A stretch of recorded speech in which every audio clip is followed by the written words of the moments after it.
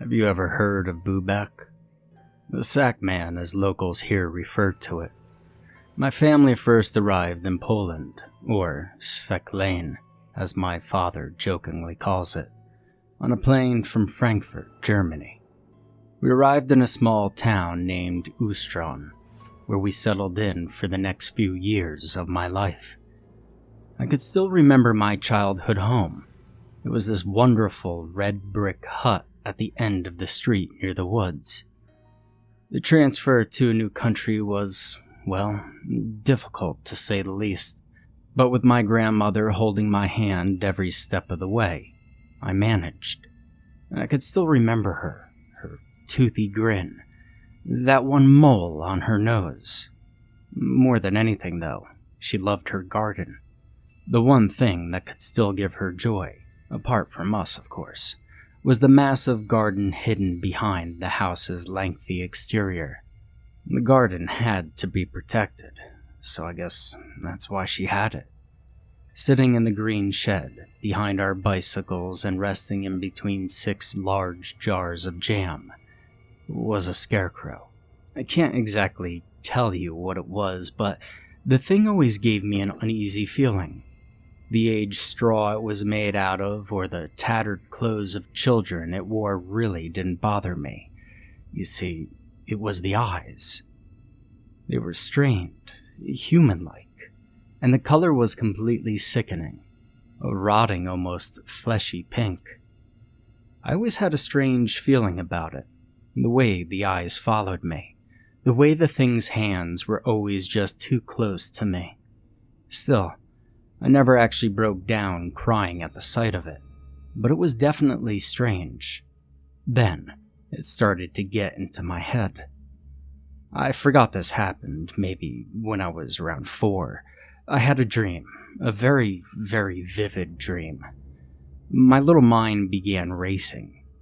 It's going to hurt her, I thought. It's going to kill Grandma and stuff her. How such ridiculous things came over me, well, I don't know. The logic of my idea wasn't important at the time. All I knew was that I had to stop it. Destroy it, even. In the middle of the night, around 11:30, I grabbed the head shears from the basement and made my way toward the shed. On my way, I perched the door to Grandma's room open. She was still sound asleep. Cautiously, I pushed into the shed door, and with a sudden jolt of energy, it opened. The lunge forward startled me. My elbow came crashing through one of the windows, and I collapsed in pain, clenching my teeth and observing my arm.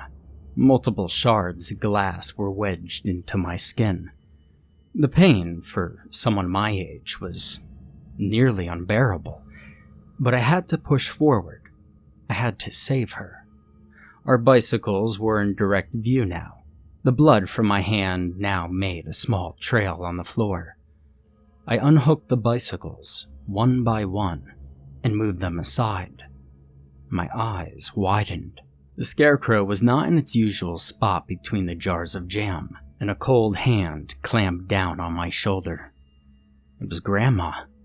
Even though she was concealed in darkness, I could practically see her expression by the tone of her voice. She was angered, frightened even, and rightfully worried about me. Grandma dragged me inside the house. "Bastard child," she muttered under her breath. I reached down to comfort her. I was not yet aware that I was the cause of her stress. Both of her hands came crashing down on my shoulders, and she had me in a firm grasp. "You listen to me," she whispered, her voice straining. "You will never go in there. Never." I nodded. My eyes began to swell up with tears. It was that exact moment that her anger wore away. "Come, I make you 2 pierogi. Then you'll go to bed." After I ate, Grandma offered to read me to sleep. She nurtured me with a mother's love, the kind of love I've never received. She was reading me a tale about a vicious spider who ties its victims in an unbreakable string to preserve their flesh, and about the brave knight who ventured to slay it. The whole time she looked sick, ghastly. I could see it in her eyes, so much so that she closed the book halfway through and wished me good night. "Grandma?" I asked as she flipped off the light. "Where has the scarecrow gone?" Her soft, motherly smile faded.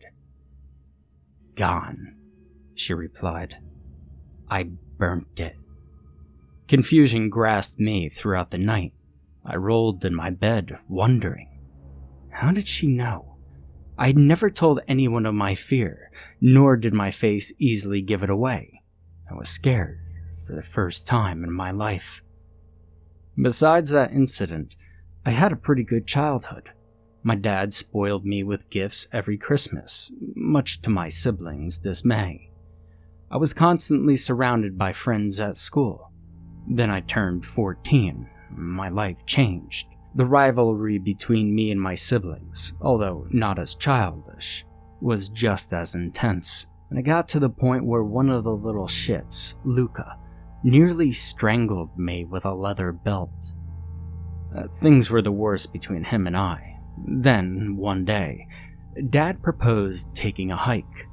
Luca wandered off the trail. Grandma insisted he would find his way back. Dad didn't buy it and, well, quite frankly, neither did I. But I trusted Grandma. I kept my mouth shut. We never saw him again.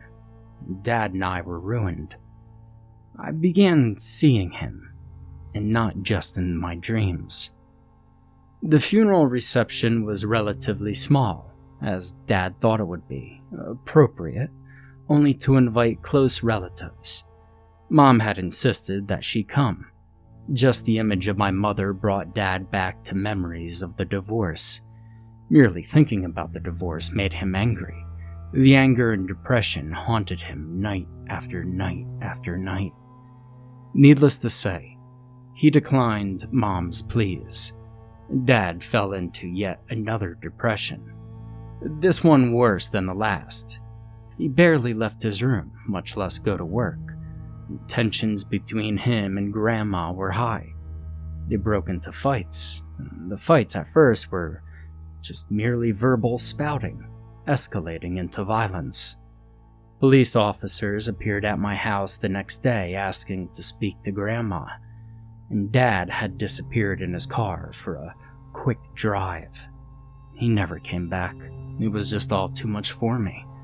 I ran away, but eventually I had to return home. Of my original 5 relatives, Mom, me, Nico, and Grandma remained. Grandma seemed unfazed by the disappearances, though she fiercely refused to speak about them. Nico and I shared only a handful of interests: soccer, mythology, and filmmaking. Mild depression plagued us. I was 16. Nico was 10. Grandma encouraged us to bond. It was she who gave us the idea for the documentary, a massive film reel depicting the many supernatural events occurring throughout Poland. I went online and searched for Polish paranormal legends. No results. I deleted my search and retyped Polish haunted locations. 200 results appeared. One stood out in particular: Wodrony Forest, Ustron, Poland. After plugging the exact location into my phone, I discovered it was only 2 blocks, not as big as the woods near my home, yet decently sized.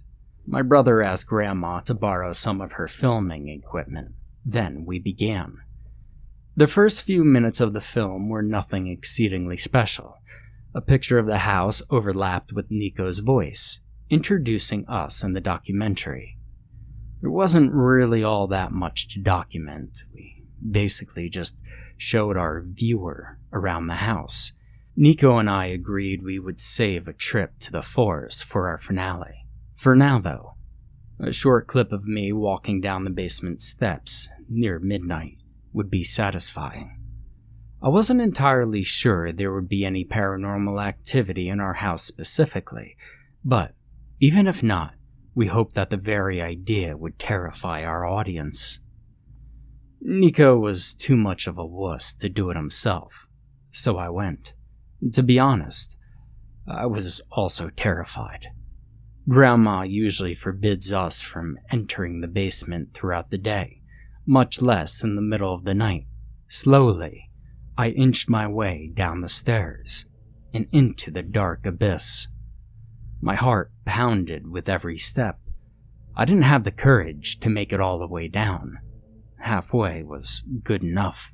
I sat down, positioned the camera so that it was overlooking the basement itself, and I waited. Nothing.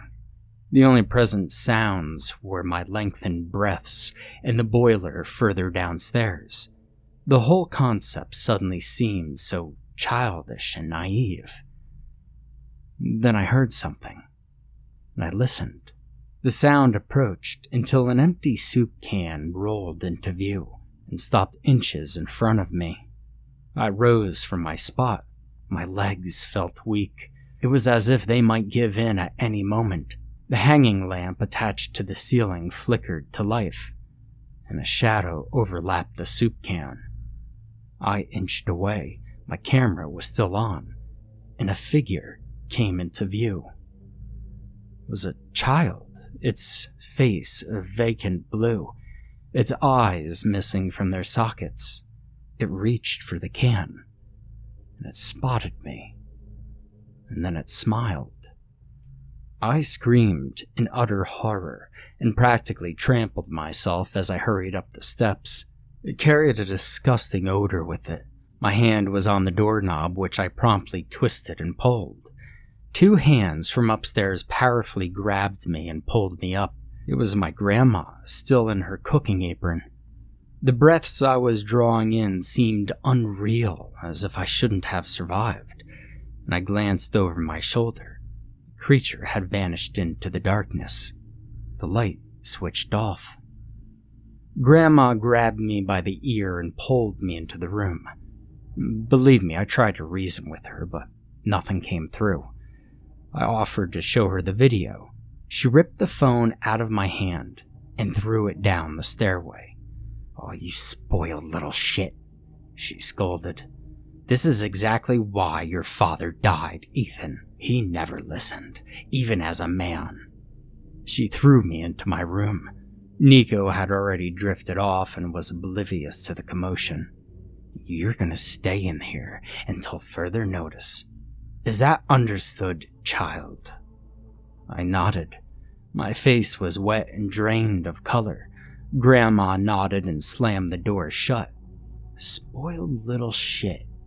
I lunged over and hurled. My mucus-covered hands were still shaking. The odor had seemingly followed me. I reached into my pocket for a tissue, and a fabric of some kind brushed against the tip of my finger. I pulled it out and examined it. It was a white piece of cloth with marker writing smeared across it. "Kill the witch," it read. "Break the spell." My grandma's hostile attitude seemingly vanished at breakfast. I left my room despite her orders, not that she seemed to notice. The incident left my head in the span of a few weeks. I convinced myself it was my wild imagination or Nico trying to mess with me. Deep inside, I knew what had happened that night was real. I just couldn't face it alone. Nico and I continued our documentary. Grandma eventually gave us permission to hike a small trail I had discovered near our woods. The visit didn't provide us with any paranormal sightings, but we did get some nice footage to show the viewers while we were talking in between clips. And finally the time came. With Grandma's permission, we trekked into the woods and prepared to finish our project. The woods had a long running stream which we planned to follow. We filmed our journey up the river before explaining to the viewers that we had to shut off the camera and head home for more equipment.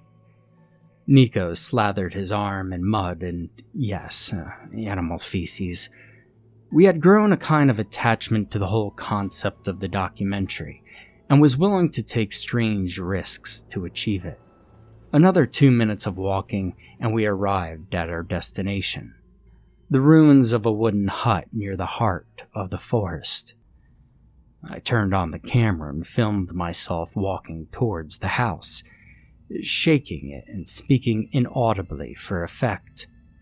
The plan was relatively simplistic. Nico would hide inside of the house and attempt to grab me once I neared it, being cautious only to show his arm. Sure, it was childish and unrealistic idea, but the thought of it made us hopeful that we could claim to have caught supernatural events on camera. My hand fell on the loose bronze handle attached to the hut's entrance. The bushes behind me began to shake. I turned off the camera and dropped it in frustration. God damn it. You had one job. The rustling in the bushes continued. There was no answer from Nico. Ethan? My throat closed up. I could feel the color draining from my face. A slender gloved hand reached through the bushes. Nico and I warily backed away from the sight, still not entirely sure what to do. A pair of slant yellow eyes followed it, and a pointed hat was visible now as well. We ran. Adrenaline took a hold of me, and I shrieked wildly as somebody began clawing at my back. I glanced over my shoulder. Only Nico. We slowed to a halt by the opening of the woods, and we laughed. I didn't know exactly what we found so funny. I still don't know. Nico and I headed home. Grandma welcomed us at the door and barraged us with questions. Well, how was it? What did you see? Were you hurt? The smile on her face seemed fake, superficial even. Still, we denied having come across anything interesting during our trip. Just before bed, I made a quick trip to the shed and grabbed a Gatorade from the cooler. As I was closing the cooler lid, something caught my eye. I maneuvered across the creaking floorboards and unhooked our bicycles, moving them aside. And there, lying in a sitting position between 6 jars of jam, was the scarecrow. It was still smiling. A cool autumn breeze cycled through my bedroom window, soothing my tense muscles as I lay in bed. But still, I'm not calm. I thought over the events of the day. The whole day was a blur, and the memories more or less swam motionlessly in my head, crashing in every which direction. I closed my eyes and slowly but surely begun to drift off into a deep sleep. I had a strange dream that night. I can't exactly recall it though. What I can recall was waking up to the sound of somebody pounding on the glass slide door leading onto the balcony. I perched up, forcefully holding in my exhale. The pounding changed into a melodic, almost rhythmical tapping, the back of my throat drying up as I heard the doors sliding open. It stopped with a thud on the end of the track. The floorboards began creaking, followed by footsteps. The footsteps got closer and closer and closer until a shadow loomed over me. My breaths became short and frantic. I pressed my back against the bed's wooden frame. The shadow limped forward, now barely illuminated by my red LED lamp. It was the scarecrow, reeking of vomit and gasoline. Its eyes were almost all but hollow, except for a yellow slit. Stitches ran across its face, forming a sickening smile. It wore a brown hat and musty clothes, also reeking of gasoline. I couldn't move. My only thought was to bury myself in my covers and cower. The creature leaned forward, and I could smell putrid, rotten flesh off its breath as its yellow slit eyes narrowed on me. "It will be better this way," it hissed, flicking its black tongue.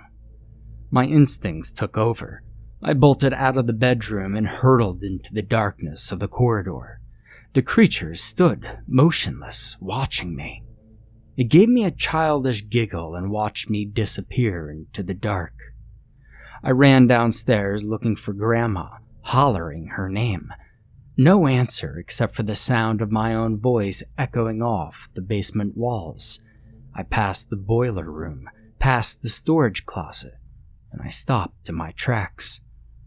A rotting odor came over me. It was a familiar one.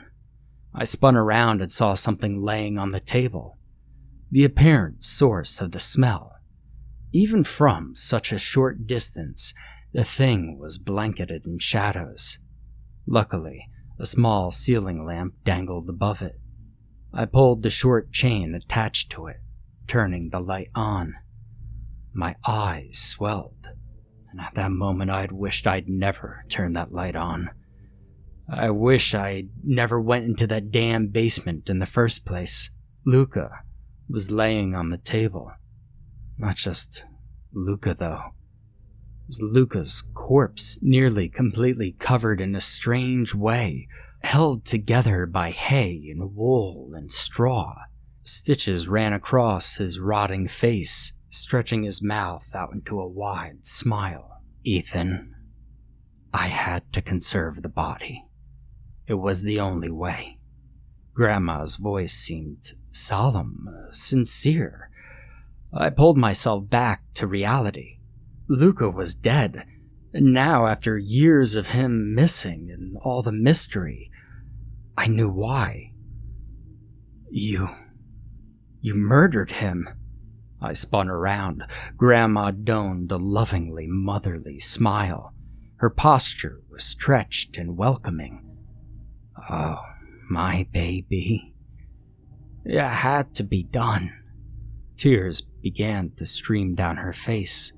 Still, as she continued, every inch she took forward, her smile weakened. He only feasts on the souls, but the souls cannot exist if the flesh disappears. I preserved him, Ethan. I'm saving him. Bullshit. Grandma stood still, her face twisted into a mixture of disappointment and anger. It had to be done, she whispered. I had to protect this family. I just realized that there was a second silhouette inches away from her, eyeing me from the shadows. The figure limped out of the darkness. Bubak's smile widened. He held out his arms, and they were following after Grandma, almost like he was mimicking her. I turned back to my brother's corpse, holding him in my arms. Grandma let out a soft chuckle. Bubak's hand was now grabbing a hold of her shoulder. Tears were streaming down her face. He would have wanted this, Ethan. I know he would have. You don't know my fucking brother! I charged forward, knocking her from her feet, and Bubak let out a maniacal laugh and chased after me up the stairs. The door was locked and the demon neared me. His grin had vanished and his eyes were no longer dirty yellow. They were human, practically bulging out of their sockets. I busted through the door and into the living room, then towards the sliding back door leading into the garden. I didn't stop running until I reached a local supermarket, from which I contacted the police. The authorities brought me to some kind of rehabilitation facility where I spent the night. They then moved me into a temporary foster home the next day. I couldn't eat for a few days, much less sleep. It's over. It's all over, I kept telling myself. But of course, it was never over. I couldn't really tell any of these psychiatrists what had happened. I mean, how could I? My name was Ethan. My grandmother was a druggie and a child abuser. At least, that's what I told them. But the truth was always in my mind, nagging, no, clawing its way out. Hell, that's why I'm writing this. I hadn't found out what happened after I ran until my 21st birthday, when I got a guy working for social services to cough it out. Obviously, he wouldn't give me the whole truth no matter how much money I waved in his face. But from what he did tell, Grandma was found dead by the time police arrived. She was laying on the stairs, her stomach ripped open. The cold, wide smile on her face. She had covered herself in salt, a natural preserver. They also found Dad and Nico's bodies hidden in the wine cellar, also coated in salt. Years later, some friends and I returned to that forest. The hut had vanished without a trace, although we did discover something else. An enormous field of scarecrows, about 2 acres wide, hidden behind a blanket of trees and bushes. I had my friend pick one out at random. Luca is still resting there today. I moved to the States sometime later. My life went on. I got a job, I got married, and we had kids. But the afterthought of what could have happened continued to haunt me. I returned to my hometown several years later with my wife. The kids stayed at a nice inn, while she and I ventured into that forest. I told her that I had something to show her. We went into the scarecrow fields, and we stopped in front of the short one, wearing the blue beret. She giggled gently and kissed me on my cheek. "I'm heading out to the car. Feel free to join me." And I stood there for a while, looking up at it. My brother was alive. He always will be. I smiled, and it smiled back at me.